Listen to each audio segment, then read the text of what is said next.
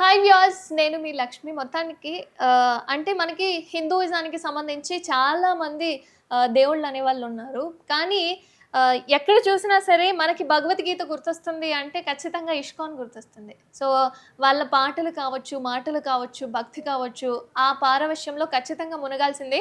ఇందులో నెగెటివ్ ఉంది, పాజిటివ్ ఉంది. బట్ కృష్ణకి సంబంధించి కొన్ని థింగ్స్ నేను ఒక ప్రభుతో నేను డిస్కస్ చేయాలి అనుకుంటున్నాను. అండ్ ఆయనకు సంబంధించిన అన్ని విషయాలు ఈవెన్ ఇస్కాన్‌కి సంబంధించి వాళ్ళ వే ఏంటి? వాళ్ళు ఏం కన్వే చేయాలి అనుకుంటున్నారు అన్నది నేను ప్రభు Samartha Krishnadas garu and director of Gita life అనమాట. సో, ఆయన ఇప్పుడు మనతో పాటుగా ఉన్నారు.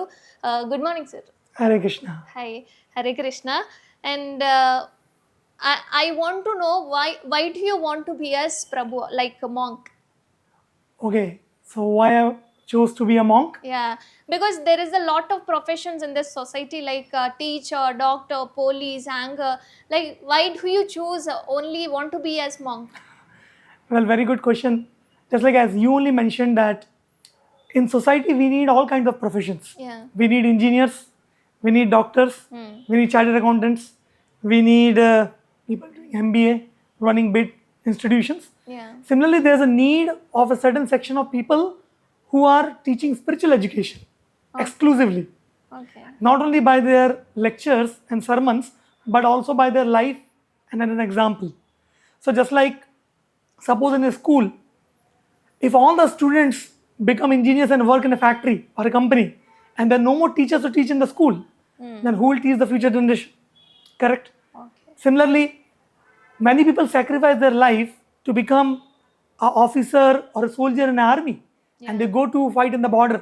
They leave their families behind to stand in the chill winter of the Himalayas to protect our nation. So they are doing a big sacrifice. So without sacrifice of at least few people, the society cannot progress. Similarly, people like us in ISKCON, we have monks. So they are very well educated, very well qualified. They are from IITs, NITs, big colleges. But they have done this little sacrifice so that they can give their exclusive attention and time to disseminate and propagate spiritual education. And spiritual education is very important to uplift the society in their moral, ethical, and spiritual values. If these are not uplifted, then people will degrade almost like animals. Then there will be no humanity, there will be no human dignity. So thus, just like everybody needs education in this world to have a good career, similarly, people need spiritual education to uplift their character, to become valuable to society, and ultimately to achieve God. So that's what service we do. Okay. And there is a lot of gods in this Hinduism, right? Venkatesh and Krishna and Rama. So maybe there is avatars, but why do you want to choose only Krishna? Very interesting question. So first of all, not only Hinduism, in fact, all the scriptures of all the various religions in this world, they all unanimously agree that there's only one God. Right? Even if you go to Shirdi, Sai Baba always says that Sabka Malik Ek. Ek hai. So actually Malik is only one, God is only one. But that same God is known in different religions by different names and forms. Yeah. For example, in Islam, we call him Allah. In Christianity, he is known as Jesus, Yeah. Christ. Similarly, in different names. And now specifically coming to Hinduism, God is again the one only, but he has different names and forms, which he takes according to different time, place and circumstances, according to the requirement or the need in the world, and according to the happiness which he wants to give to his devotees. Just like for example, suppose a man in the home, in a family. So according to different roles he plays in his house, he may take different dress and different attitudes. For example, the chief minister or the prime minister or a very big officer, when he goes to his office, he has his assistants and he deals very formally. He may sign papers, he may have a formal conversation, he may sit meetings. Correct? But when the same person comes to his home, so with his family members, he will be very relaxed, very chill. He will be sitting in a simple lungi, he will play with his children, he will have loving dealings with his wife and mother. So the person is the same, Normal life. but he is playing different roles in different situations. Yes. Now my question to you, what kind of person you like? You like a person with a very formal dealing, or you like him to be, very informal or very casual, loving dealing. If you think deeply, the actual nature of the person comes out when he is in a relaxed mood. Yeah. What he is. Exactly. Right? When he is at home, he has no cares and anxiety. That time is what he is actually. What we know the people is on the time only. Yeah, that is what he is. And then he has very roles to play in society. He may be some post holder in the outside world, doing something. But what he actually is what he is at When home. he is normal. When he is normal, when he is at home, Yeah. relaxed, like that. Similarly, different avatars, as you mentioned, all are actually, ultimately God is one only. But if you actually want to know God in its originality, when what he is, Okay. so that God is Krishna. So Krishna is God at home. Okay. And how God is home is because what Krishna do? Krishna play flute. When you will play any flute or any instrument, when you're relaxed, when you're Okay. chill, So- correct? God Krishna steals butter. When you will do this kind of fun activities, when you're at home. At home, a child can go from one room to other room and can take something, pick up something. He cannot do this in other people's home. So like that, Krishna steals butter. Krishna plays with his friends. Krishna dances with his gopis. So in this way, Krishna is actually like a god at home, Okay. like that. And the other avatars are also same as Krishna's only. For example, Rama, Narsimha, Varaha, all the Dasha avatars. But it means another gods are playing like a professional way, right? So Well, that's not what I'm trying to say. Yeah. But the scripture explains that God appears in different forms and different names according to time, place, circumstances for a particular mission to be fulfilled.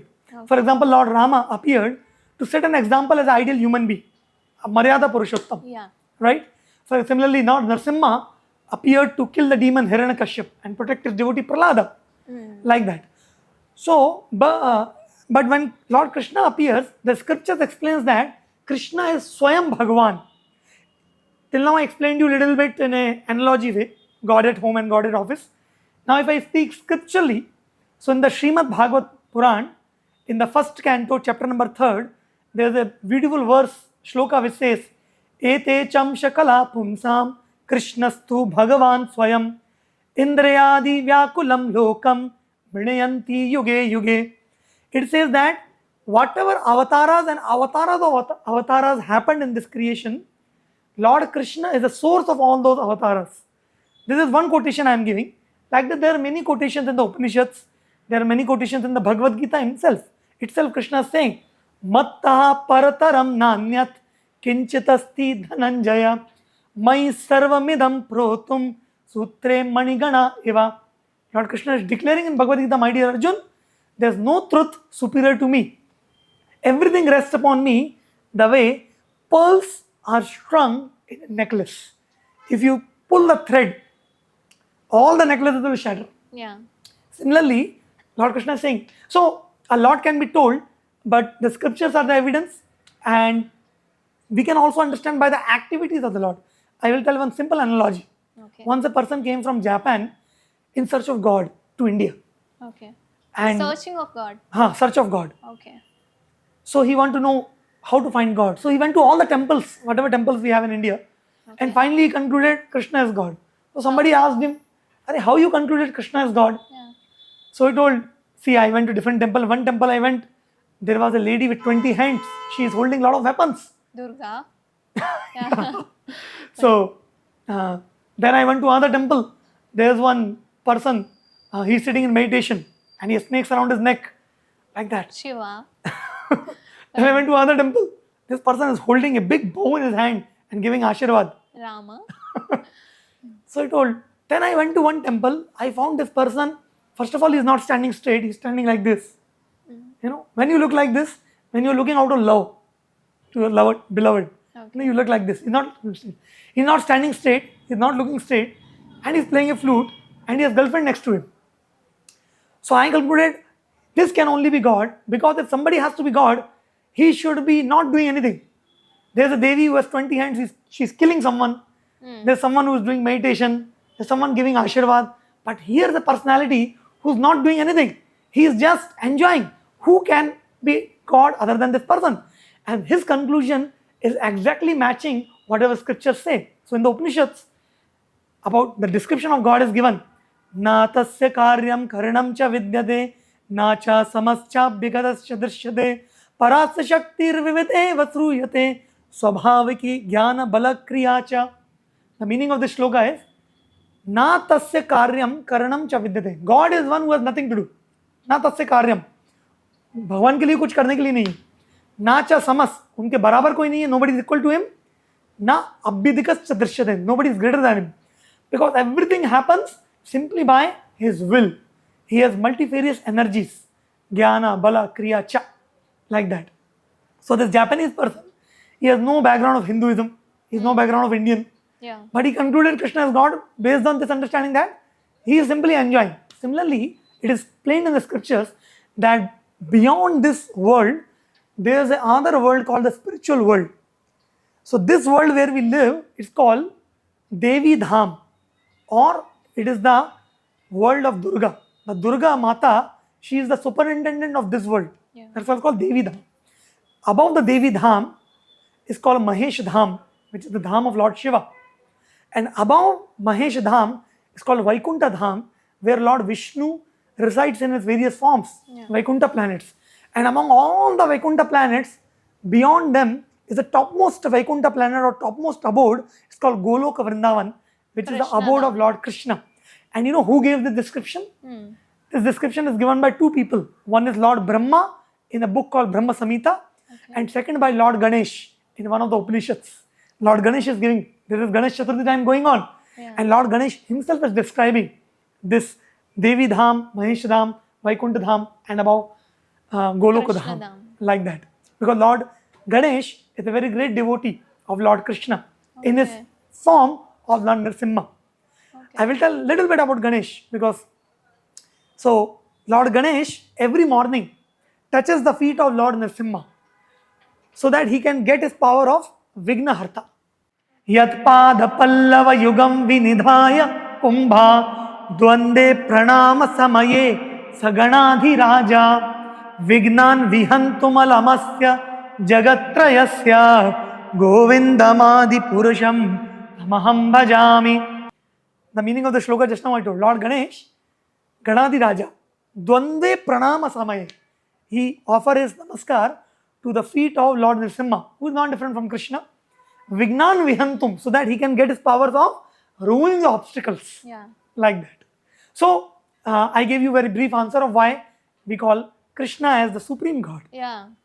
Actually, after I was asking this question only, there is a lot of negativity from the ISKCON temple because they believed only Krishna. He is the only one God in the Hinduism, right?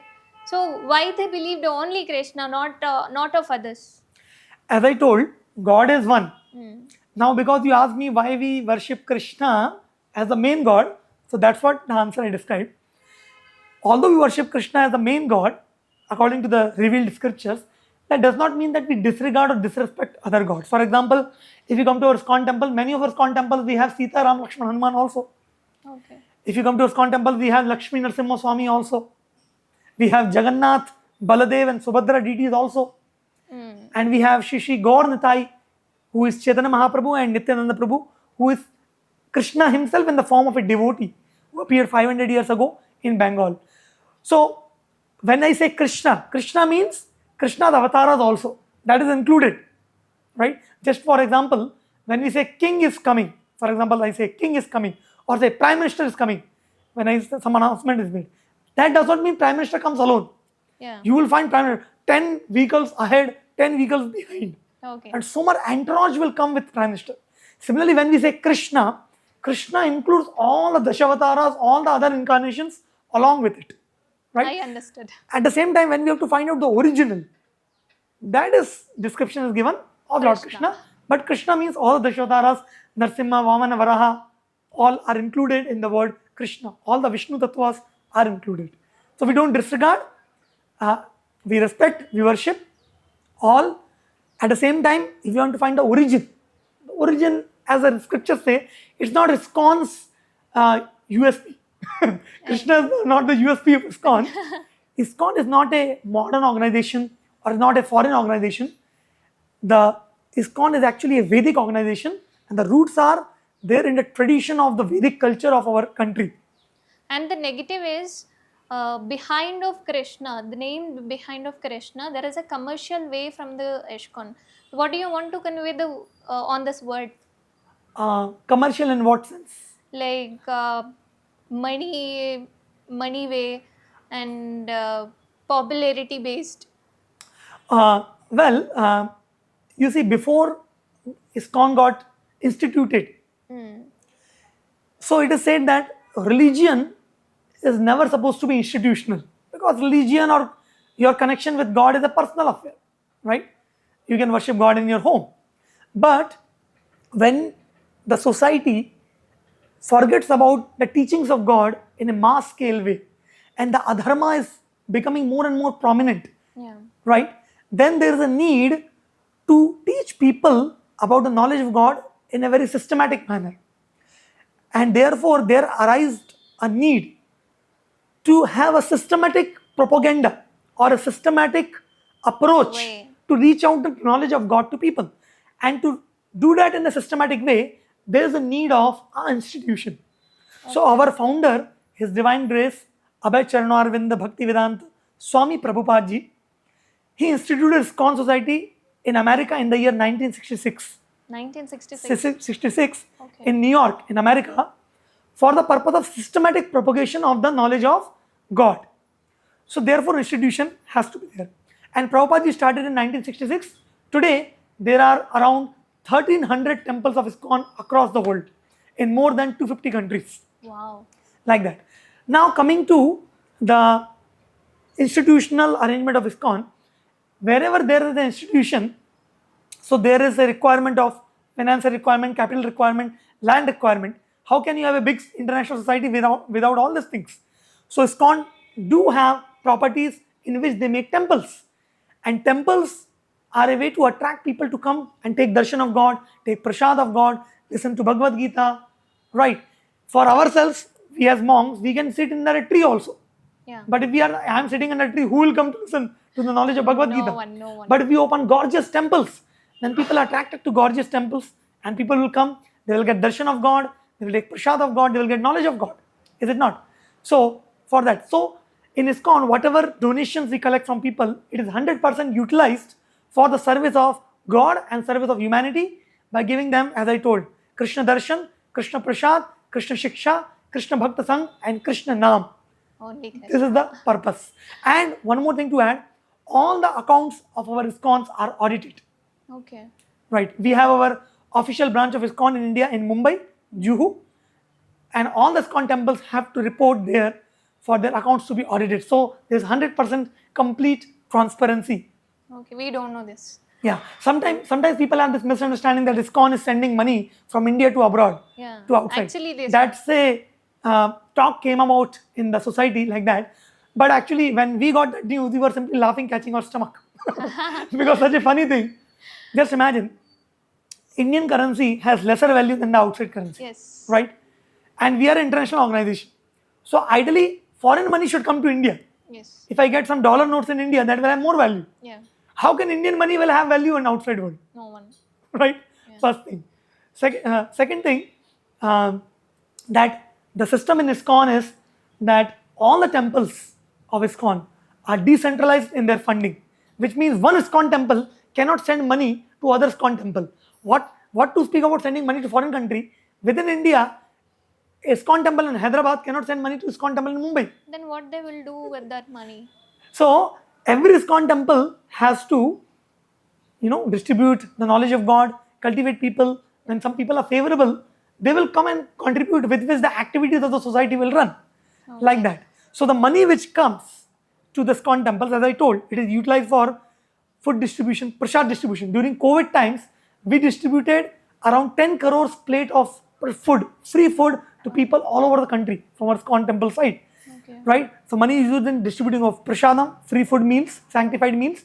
It is utilized for constructing temples. It is utilized for taking care of the monks who have dedicated their life for serving the society full time.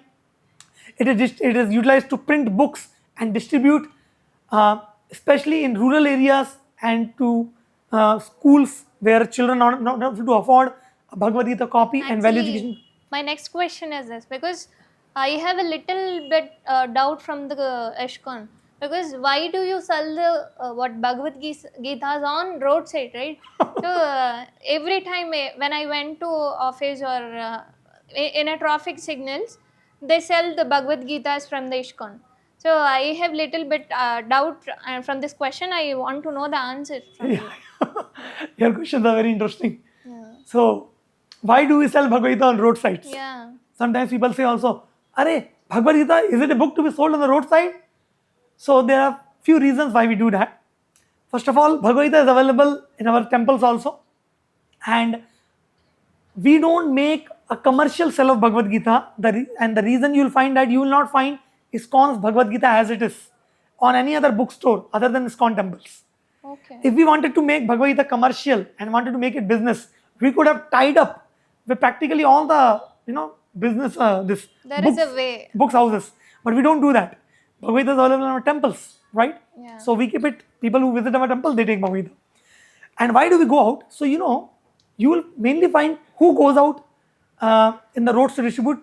Mostly they will be monks like us. You might have seen in this dress distributing. Actually. So those who are monks, they are called as brahmacharis. Now, traditionally, the brahmacharis used to live in the Gurukul of the Guru. They are supposed to go out and beg alms. They are supposed to go house to house, home to home, and Bhavati Bhiksham Dehi. Yeah. And that's how they collect the alms and give to Guruji. Okay. Now, in the modern society, if a brahmachari goes home to beg alms, it will not be seen by people in a very decent way. They may think brahmacharis to be beggars like that. Actually, we are beggars. We are beggars on behalf of our Guru, like that. So Prabhupada told that don't just beg food from people. A sadhu's business is to give knowledge to people, and then whatever people give in return, we accept as charity. So one of the very important quality for a monk to cultivate is humility, vinamrata. Right. Now in our ISKCON, we have monks from IITs, from IIMs, from ISBs, from very, very profound institutions who were working previously in big multinational companies. Some of them were even CEOs. Now these people have become monks. So when such people come in the society, they come with their own puffed up egos. Now a monk is supposed to practice humility. So what is the way to humility? Okay, go out on the street, try to distribute Bhagavad Gita, which is knowledge. You are not just asking people free food. Give them knowledge and ask them for a donation or a charity. Because when you will ask, that puffed up pride which you have of your material education or qualification that I'm such a big, but now you are a monk. Now you are supposed to be humble. So you will learn that quality of humility by going out on the streets. You will not identify with your false designation that I am so and so. You will identify that I am a humble servant of my Guru. True. I am doing this service on behalf of my Guru. In this way, we learn the quality of humility. This is the first reason why we go out, to learn humility. And from your answer, I have little bit doubt. Where you are from came to this ISKCON? Like you only said, right, IITs and right. Okay. From where you are? My native place is a small district in Madhya Pradesh called Guna city, and I born and grew up there. And I got connected to ISKCON during my school days only. One of my friends introduced me. Some ISKCON classes were going on. There was no temple there, so I used to go Sunday and attend. I was that time in 8th standard. Okay. So I got some interest in studying Bhagavad Gita. And interestingly, when I went for the first program, the sir who was teaching us Bhagavad Gita, he himself was a doctor, and he showed us Bhagavad Gita. The first time I saw Bhagavad Gita, I thought I've seen this book somewhere. So I went back, came to my home back, and I opened my father's library. My father used to read a lot, and he had a lot of books. So I opened my library, and there I found practically every single ISKCON book was there. Book of ISKCON was there. Bhagavad Gita was also there. I picked up, I started reading. So that's how my journey began. Then when I graduated from 12th standard, then I came to Pune for my higher studies. I took admission at Symbiosis International University. So I did my corporate management as a graduate there. And along with that, I was also associating with some programs of ISKCON in Pune. Okay. like that. And won't your parents stop to be as monk? Yeah, in a sense, when I was practicing at my home during the school days, they were not minding so much. And when I went to Pune, still I was in college. But when I decided to be a monk, so it so happened that uh, obviously, which parents will give a green signal freely? Yeah. But then two things were there in this. First of all, the environment at my home since childhood I've seen is very, very spiritual and religious. Yeah. My father used to sing a lot of bhajans and different festivals, a lot of pujas and all. So in that sense, it's a very traditional, spiritual kind of religious kind of background was there. And secondly, obviously they were just trying to understand that whether I am very confident about what I am doing. Yeah. They wanted to make sure that somebody should have not screwed me up with some kind of magic or something jadoo tona. So I brought my parents to different ISKCON temples. I brought them to Pune, Mumbai. I took them to Mayapur, which is our international headquarters. I make them met with many of our congregation family members who are connected to ISKCON. And when they understood, okay, it's a very good society, it's an international society, and it's going to do a very good work serving the society selflessly. So then they gave me their blessings. And now they are so favorable that they very proudly tell to everybody that our son is serving in ISKCON. He's a monk. Whenever I visit home, my mother invites all our relatives, all our neighbors. They host a big program. They put me on a big sofa like this and ask me to give a big pravachan. And she cooks for people, feeds them prasad, like that. So You're very happy with this, right? yeah. And why do we follow the ISKCON? And tell me 5 things about Krishna. Okay, why do we follow ISKCON? Mm. Well, I will tell why I got attracted to ISKCON. Yeah. So I always, as I told, when I saw Bhagavad Gita for the first time, I got a spiritual urge from within to learn what is it. So I was reading every day. And then, in the life of a student, he has to make his career ahead also. And we come from a business family. So my father was always asking me, better you do little education and join our business. Okay. We had a good business that time, those days. So, but I was having a lot of spiritual inclination. And I was looking for some opportunity where I can study Bhagavad Gita also and teach also. And at the same time, I don't have to run to Himalayas. Okay. Because one of the fears which people get as soon as they think about spirituality or spiritual life, they think that you have to leave everything, you go to Himalaya, live in a cave, eat 1 carrot a day, stand upside down in a river. It's very scary. But in ISKCON, the beauty is our temples are right in the middle of the city. We are not running to Himalaya. We are living with people, with society. Day in and day out, we are interacting with people. Like I am giving interview to you today. Yeah. Right? Even some people were thinking like this only. Monks went to Himalayas and they do dhyanas. Like Yeah. So that is one path. That is one path of complete going to Himalayas and living seclusion. But that is not the path with our Vaishnava culture teaches. Our Vaishnava culture teaches that don't be so mean-minded and think about only your deliverance and your liberation. yeah. The Vaishnava culture, may it be Shripad, Ramanujacharya, Madhvacharya, Vishnu Swami, Chaitanya Mahaprabhu, all the great Vaishnava acharyas have taught that a real Vaishnava is one who is not only interested about his own liberation and deliverance, but he is also compassionate and considerate about other people. If I go and sit in a Himalaya in a cave, okay, I may be delivered. But what about the people in the society? Yeah. Who will help them? Who will teach them? Who will deliver them? That's why our founder Srila Prabhupada ji, at the age of 70 years, with no support, he took a voyage on a ship, 1.5 month journey, with 2 heart attacks, suffering on the ship. He went to the foreign country to teach Bhagavad Gita. And before going, he was already living in Vrindavan. Okay. He could have lived in Vrindavan, he could have died in Vrindavan. Okay. But out of great compassion for people and on the order of his guru, he left the comfortable situation of Vrindavan, went to a Western country to give knowledge. So Vaishnava culture is this. So coming back to our original question, we don't go to Himalaya with people and teach the knowledge of God. So you guys were standing for the people. Yeah, right. We are with people. We are practically most of the time of our life goes with people only. Yeah, fine. After I have asked you, tell me 5 things about Krishna. 5 things about Krishna. Okay. So I can tell 5,000, 5 lakhs, 5 crores things about Krishna also. Even we are. But I can tell 5 now, right? So first thing I'll tell about Krishna is Krishna is the best son. We can see in the pastimes of Krishna how he always pleased his mother and father when he was in Gokul as the son of Mother Yashoda And Nanda Maharaj, he used to do a lot of pranks with them. He used to steal butter, and he used to make their hearts fill with love. And when he went to Mathura, he killed the demon Kamsa and rescued his mother and father Devaki and Vasudev. And he begged forgiveness from them that I could not serve you in my childhood. And so Krishna is the best son. He knows how to please the parents the best way. Yeah. Right? Then I will say Krishna is the best friend. When he was in the Gokul, Krishna, although is supreme God, but he used to play with his friends in such a way that sometimes in wrestling match, he used to allow himself get defeated by his friends. Yeah. He allowed his friends to climb his Shoulder. shoulders. You will never find this any other god is doing like this. You will never find Hanumanji climbing the shoulder of Rama. Yeah. Maybe. Obviously, the mood is different. Here Krishna do like that. And Krishna is the best friend of his devotee like Arjuna. He is Dwarkadish, but he became the driver of Arjuna. Yeah. Have you ever seen some Tata, Birla, Ambani, big person becoming a driver of someone?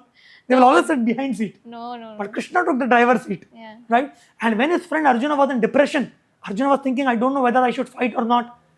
That time Krishna motivated him and told him the knowledge of Bhagavad Gita, which we are still discussing today. So Krishna is the best of the friends. Right? Like that. So there's a second thing about Krishna. Then Krishna is the best of the lovers. Okay. When Krishna was there in Gokul, Krishna had a lot of girlfriends called gopis. Now, Krishna's relationship with these gopis, we should not think them to be like a relationship of boy and a girl in this world. It Actually- is completely on a spiritual plane. Yeah. Right? Lot of people were thinking Krishna has thousands of girlfriends as like Krishna some- has. Krishna Yeah, has. yeah. That is not a false thing. But it is not similar to the boy-girl relationship in this world. Yeah. It is completely spiritual. But they compared to the people who are in the society. Yeah, like that. Because the Krishna's girlfriend, the gopis, they are actually Krishna's energy only. The scriptures explain a simple example. Just like suppose a child comes from in front of a mirror and the child laughs in the mirror, play with the mirror, his own image in the mirror. Nobody will mind that. Yeah. Like that, Krishna having pastimes with his girlfriend gopis is like a child playing with his own image. They are not different from Krishna. They are Krishna's energies only. So Krishna is the best of the lovers. Like that. And then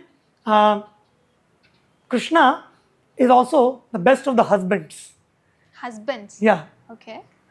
Why? Because when Krishna came to Mathura and eventually to Dwarka, he married 16,108 queens. And every queen Krishna gave one palace. Not one BHK, 2 BHK, 3 BHK, or a bungalow or a villa. One palace for each queen. And Krishna expanded himself into 16,108 Krishnas. And one Krishna was living with one queen. And through each queen, Krishna had 10 sons and one girl, one daughter. Like that. Okay. So Krishna's family was itself so big. Does he marry all the people? Yeah, he married 16,108 queens. Like that. Okay. So the stories about Krishna there. And he satisfied all the queens completely. I told him 10 children and one daughter and one Krishna living with one queen. He expanded like that.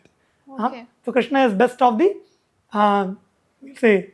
husbands. Yeah. And one more thing. So I told fourth, best of the sons, Friend, husband. lovers, Yeah. and friend, and husband. And also Krishna is best of the team players. There's something for the corporates.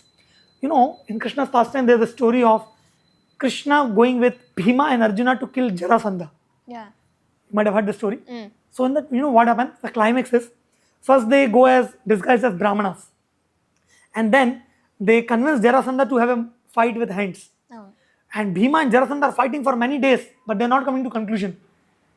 So Krishna one day showed Bhima how to kill Jarasandha. He took a stick and he did like this, and the stick broke. Yeah. And Krishna did like this. This means he's saying to Bhima, after tearing him into two pieces, you throw Jarasandha, one part this side, one part this side, then they will not combine, because Jarasandha has a boon. If somebody even breaks him, he will again combine. Yeah. So Bhima did that and threw this side, and Jarasandha was dead. Then when they returned back to Hastinapur, Krishna told Arjuna first, go and tell that we are victorious. Arjuna went and first told that we are victorious, we have succeeded. Then Krishna sent Bhima first, go and tell Yudhishthir Maharaj that you have killed Jarasandha. This means Krishna gave the idea. Otherwise, Bhima was not able to kill Jarasandha, but Krishna didn't take any credit. So, Krishna is best of the team players. He will do the best of the works, but he will give all the credit to his team players, team partners. Super. So, this is called team playing. So, we can learn leadership skills, team playing also from Krishna. So, I just told 5 things because he has 5 things. Super. And I have another question. Why the people were changed the religion to one to another? So what is the reason? Okay, why people change religion to one to another? Okay, first of all, our understanding of the word religion is, we have to correct it. Religion is not some kind of belief or faith. If you open Oxford Dictionary, then the meaning of the word religion is called some kind of belief system or faith. But that is not the meaning of religion.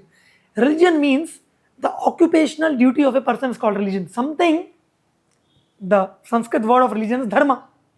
Dharma means something which cannot be separated from the object. For example, the dharma of water is liquidity. Have you seen any water without liquidity? No. No. The dharma of fire is heat and light. There cannot be any fire without heat and light. The dharma of sugar is sweetness. The dharma of salt is saltishness.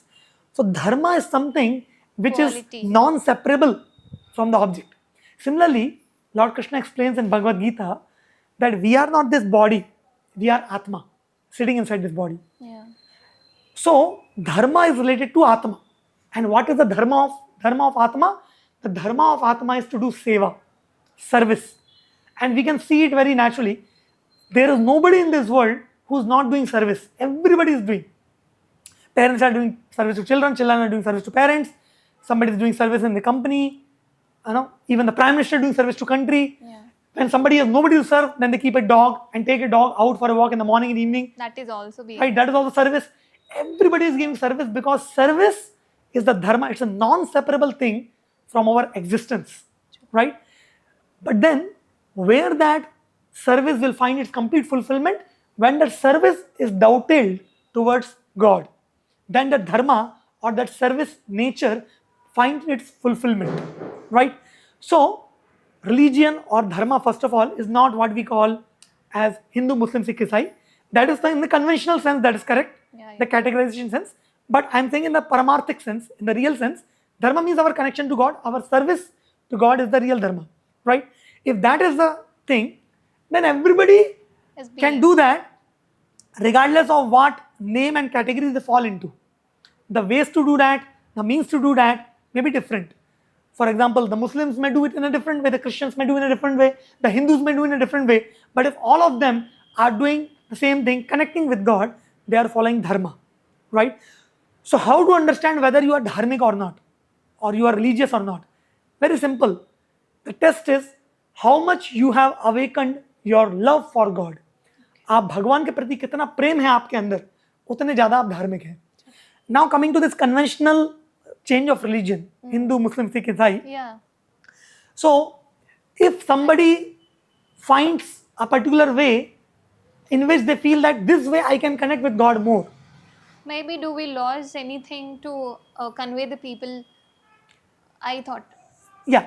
What I am trying to say first is that suppose if somebody finding a particular path easy and approachable and he is finding that this path is helping me to connect with God, then there's nothing wrong in his following that path. That may be Christian or Islam or Hindu or whatever, right? It's not that because you are born in a Hindu family, you have to be Hindu only. Ideally, he should be. But sometimes what happens when people don't get proper answers to their questions, then people tend to become atheist. Yeah. Now, becoming an atheist is altogether a different idea, means that is very bad. So don't be atheist, at least follow some path, right? Instead of being an atheist. Yeah. So don't be atheist. There is a path. There's a path. So what happens today, people are very educated, especially the young generation, and they are looking for answers. And somehow traditionally, it so happened that people, when they are not able to answer the queries of the educated younger generation, then they feel that, see, it's all looks like mythology or looks like sentimentalism. Why to believe all this? That's been atheist. That's more easy. Mind will be peaceful. Okay. We have nothing There to is give no and take with questions, this. there is no answers. Because we have nothing to give and take with this. So many God stuff, so much confusion about God. Better be atheist, peaceful.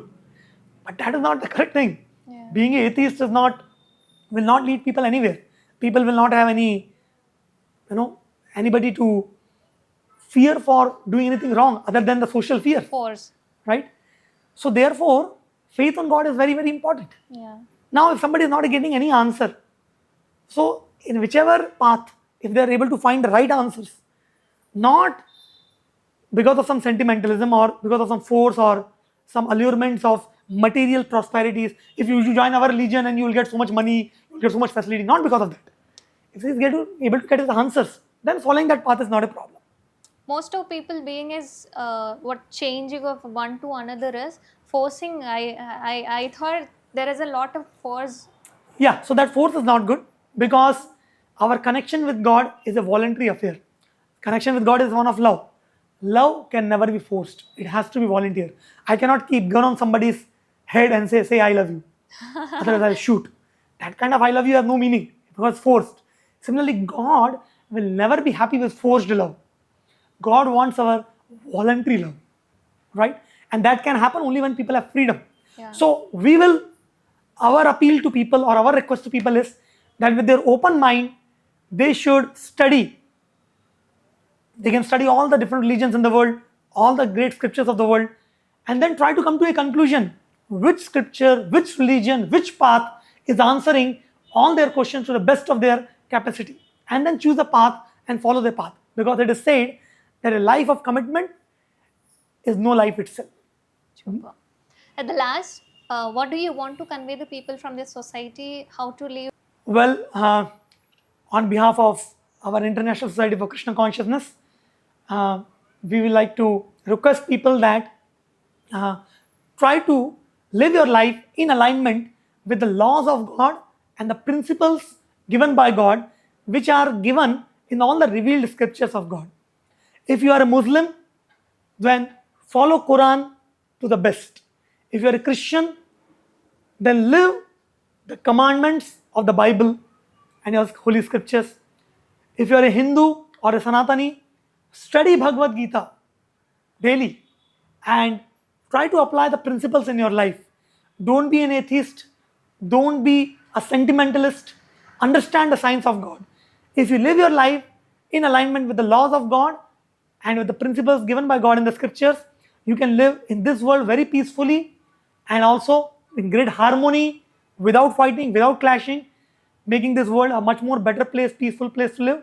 And the doors to the kingdom of God, which in Islam is called Alam al-Mashal, in Christianity is called Kingdom of God, in Hinduism or Sanatan Dharma it is called Vaikunta or Goloka.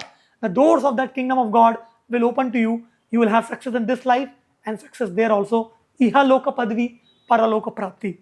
That's what our humble appeal to all of you.